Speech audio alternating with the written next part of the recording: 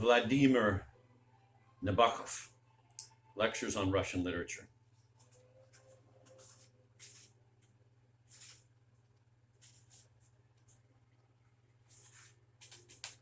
Russian writers, censors, and readers. Russian literature as a notion, an immediate idea. This notion in the minds of non-Russians is generally limited to the awareness of Russia's having produced half a dozen great masters of prose between the middle of the 19th century and the first decade of the 20th. This notion is ampler in the minds of Russian readers, since it comprises, in addition to the novelists, a number of untranslatable poets. But even so, the native mind remains focused on the resplendent orb of the 19th century. In other words, Russian literature is a recent event. It is also a limited event, and the foreigner's mind tends to regard it as something complete, something finished once and for all. This is mainly due to the bleakness of the typically regional literature produced during the last 4 decades under the Soviet rule.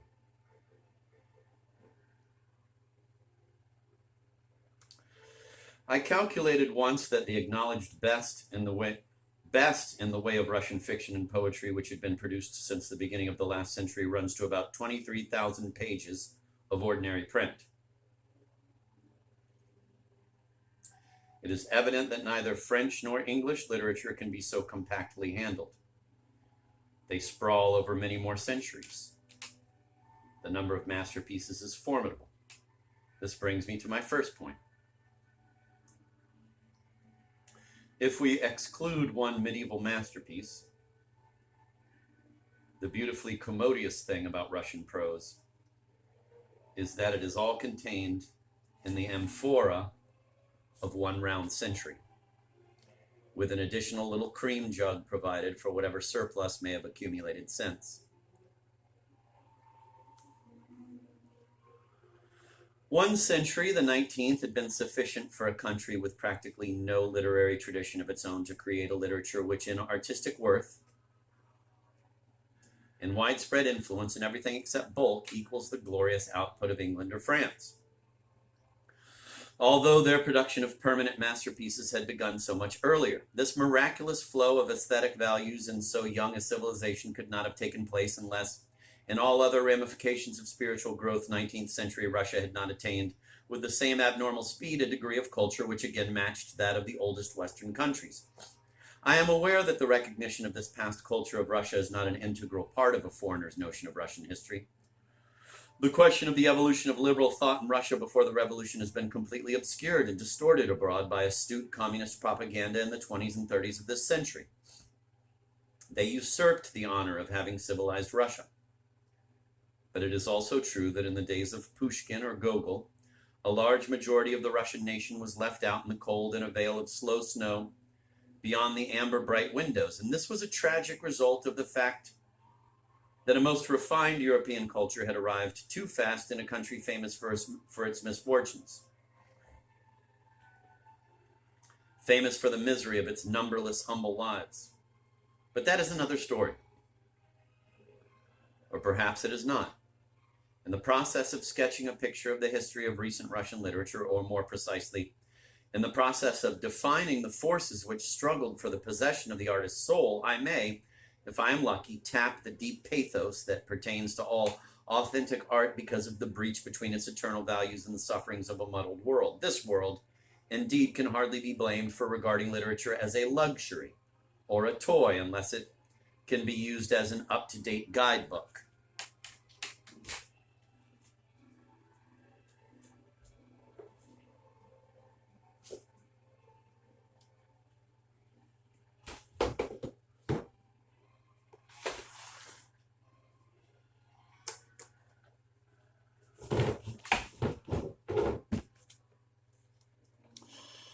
For an artist, one consolation is that in a free country, he is not actually forced to produce guidebooks. Now, from this limited point of view, 19th century Russia was oddly enough a free country. Books and writers might be banned and banished, censors might be rogues and fools, bewhiskered czars might stamp and storm, but that wonderful discovery of Soviet times, the method of making the entire literary corporation write what the state deems fit, this method was unknown in old Russia, although no doubt many a reactionary statesman hoped to find such a tool. A staunch determinist might argue that between a magazine and a democratic country applying financial pressure to its contributors to make them exude what is required by the so-called reading public, between this and the more direct pressure which a police state brings to bear in order to make the author round out his novel with a suitable political message, it may be argued that between the two pressures, there is only a difference of degree. But this is not so for the simple reason that there are many different periodicals and philosophies in a free country, but only one government in a dictatorship. It is a difference in quality. If I, an American writer, decide to write an unconventional novel about, say, a happy atheist, an independent Bostonian, who marries a beautiful Negro girl, also an atheist, has lots of children, cute little agnostics, and lives a happy, good, and gentle life to the age of 106, when he blissfully dies in his sleep, it is quite possible that despite your brilliant talent, Mr. Nabokov, we feel, in such cases we don't think we feel, that no American publisher could risk bringing out such a book simply because no bookseller would want to handle it.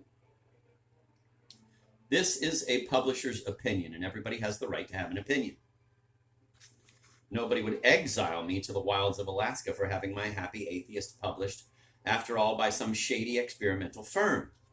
And on the other hand, authors in America are never ordered by the government to produce magnificent novels about the joys of free enterprise and of morning prayers. In Russia, before the Soviet rule, there did exist restrictions, but no orders were given to artists. They were, those 19th century writers, composers, and painters, quite certain that they lived in a country of oppression and slavery, but they had something that one can appreciate only now, namely, the immense advantage over their grandsons in modern Russia of not being compelled to say that there was no oppression and no slavery.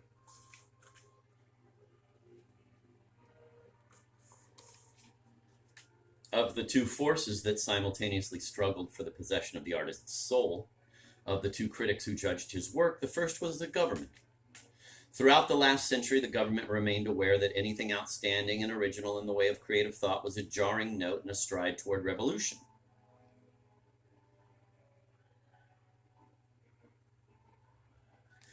The government's vigilance in its purest form was perfectly expressed by Tsar Nicholas I in the 30s and 40s. His chilly personality pervaded the scene much more thoroughly than did the Philistinism of the next sovereigns, and his attachment to literature would have been touching had it really come from the heart. With striking perseverance, he tried to be everything in relation to Russian writers of his time: a father, a godfather, a nurse, a wet nurse, a prison warden, and a literary critic all rolled up in one. Whatever qualities he may have shown in his own kingly profession, it must be admitted that in his dealing with the Russian muse, he was at the worst a vicious bully, at the best a clown. The system of censorship that he evolved lasted till the 1860s, was eased by the great reforms of the 60s, stiffened again in the last decades of the century, broke down for a short spell in the first decade of this century, and then had a most sensational and formidable comeback after the revolution under the Soviets. In the first half of the last century, meddlesome officials, heads of police who thought that Byron was an Italian revolutionary, smug old censors, certain journalists in the government's pay, the quiet but touchy and wary church. This combination of monarchism, bigotry, and cringing administration hampered the author to a considerable degree, but also afforded him the keen pleasure of pin-pricking and deriding the government in 1,000 subtle, delightfully subversive ways with which governmental stupidity was quite unable to cope. A fool may be a dangerous customer, but the fact of his having such a vulnerable top end turns danger into a first-rate sport. And whatever defects the old administration in Russia had, it must be conceded that it possessed one outstanding virtue: a lack of brains. In a certain sense, the censor's task was made more difficult by his having to disentangle abstruse political allusions instead of simply cracking down upon obvious obscenity. True, under Tsar Nicholas I, a Russian poet had to be careful, and Pushkin's imitations of naughty French models of Parny, of Voltaire, were easily crushed by censorship, but prose was virtuous.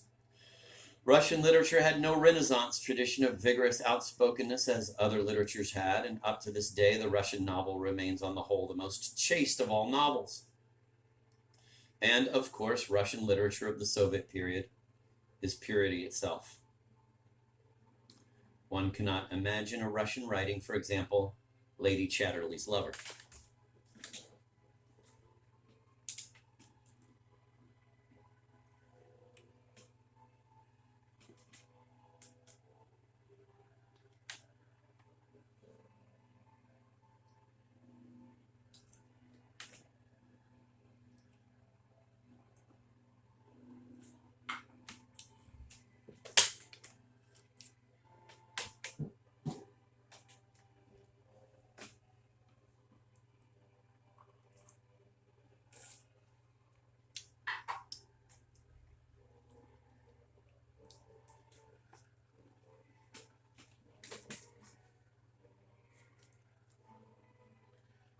So the first force fighting the artist was the government.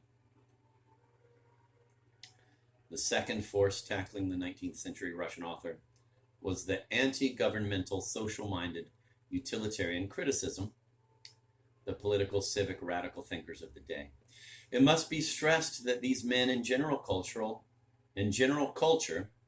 honesty, aspirations, mental activity, and human virtue were immeasurably superior to the rogues in the government's pay or to the muddled old reactionaries that clustered around the shivering throne. Damn.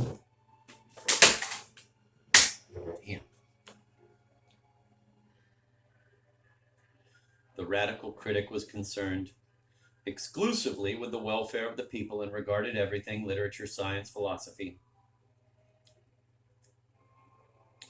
as only a means to improve the social and economic situation of the underdog and to alter the political structure of his country. He was incorruptible, heroic, indifferent to the privations of exile, but also indifferent to the niceties of art. These men who fought despotism, the fiery Belinsky of the 40s, the stubborn Chernyshevsky and Dobrolyubov of the 50s and 60s, Mikhailovsky, the well-meaning Boer, and dozens of other honest, obstinate men, all may be grouped under one heading: political radicalism affiliated to the old French social thinkers and to German materialists. Foreshadowing the revolutionary socialism and stolid communism of recent years, and not to be confused with Russian liberalism in its true sense, which was absolutely the same as cultured democracy elsewhere in Western Europe and America. And looking through old periodicals of the 60s and 70s, one is astounded to find what violent ideas these men were able to express in a country ruled by an absolute monarch. But with all their virtues, these radical critics were as great a nuisance in regard to art as was the government. Government and revolution, the Tsar and the radicals, were both Philistines in art. The radical critics fought despotism, but they evolved a despotism of their own. The claims, the promptings, the theories that they tried to enforce were in themselves just as irrelevant to art as was the conventionalism of the administration. What they demanded of an author was a social message and no nonsense. And from their point of view, a book was good only insofar as it was of practical use to the welfare of the people. There was a disastrous flaw in their fervor. Sincerely and boldly, they advocated freedom and equality, but they contradicted their own creed by wishing to subjugate the arts to current politics. If, in the opinion of the Tsar's, authors were to be servants of the state, in the opinion of the radical critics, writers were to be the servants of the masses. The two lines of thought were bound to meet and join forces when at last, in our times, a new kind of regime, the synthesis of Hegelian triad, combined the idea of the masses with the idea of the state. One of the best examples of the clash between the artist and his critics in the 20s and 30s of the 19th century is the case of Pushkin, Russia's first great writer.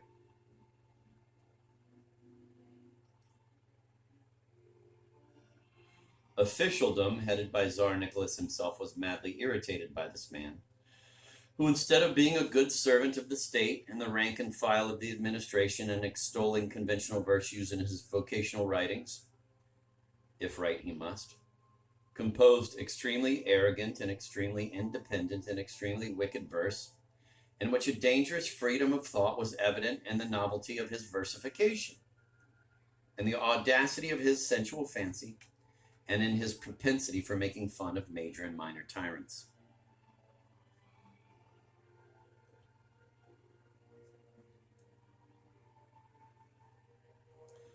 The church deplored his levity. Police officers, high officials, critics in the pay of the government dubbed him a shallow versificator.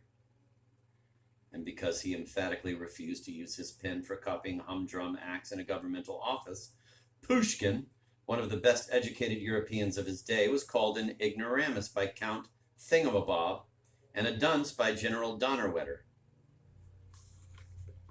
The methods which the state employed in its attempts to throttle Pushkin's genius were banishment, fierce censorship, constant pestering, fatherly admonishment, and finally a favorable attitude toward the local scoundrels who eventually drove Pushkin to fight his fatal duel with a wretched adventurer from royalist France.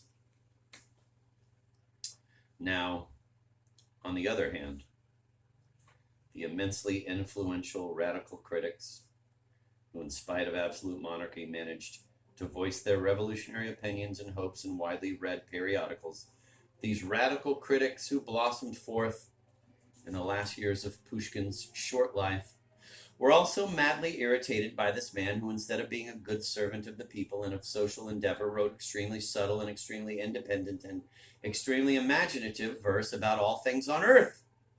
The very variety of his interests somehow lessening the value of revolutionary intention that might be discerned in his casual, too casual, pokes at minor or major tyrants.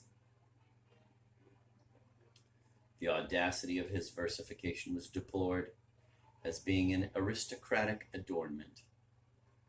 His artistic aloofness was pronounced a social crime. Mediocre writers, but sound political thinkers, dubbed Pushkin a shallow versificator. In the 60s and 70s, famous critics, the idols of public opinion, called Pushkin a dunce and emphatically proclaimed that a good pair of boots was far more important for the Russian people than all the Pushkins and Shakespeares in the world. In comparing the exact epithets used by the extreme radicals with those used by the extreme monarchists in regard to Russia's greatest poet, one is struck by their awful similarity.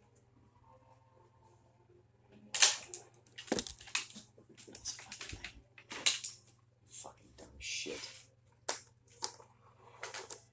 Bitch.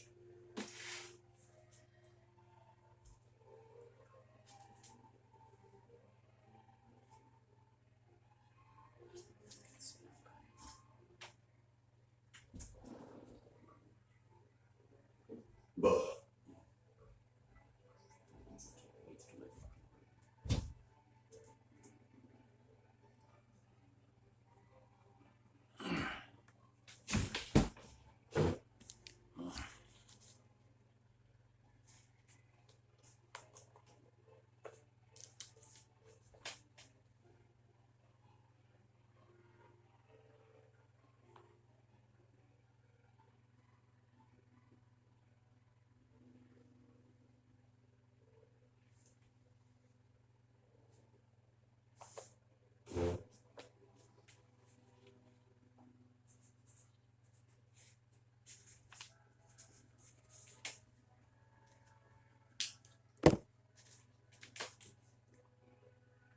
Gogol's case in the late 30s and 40s was somewhat different. First, let me say that his play, The Government Inspector, and his novel, Dead Souls, are products of Gogol's own fancy, his private nightmares peopled with his own incomparable goblins. They are not and could not be a picture of the Russia of his time, since, apart from other reasons, he hardly knew Russia.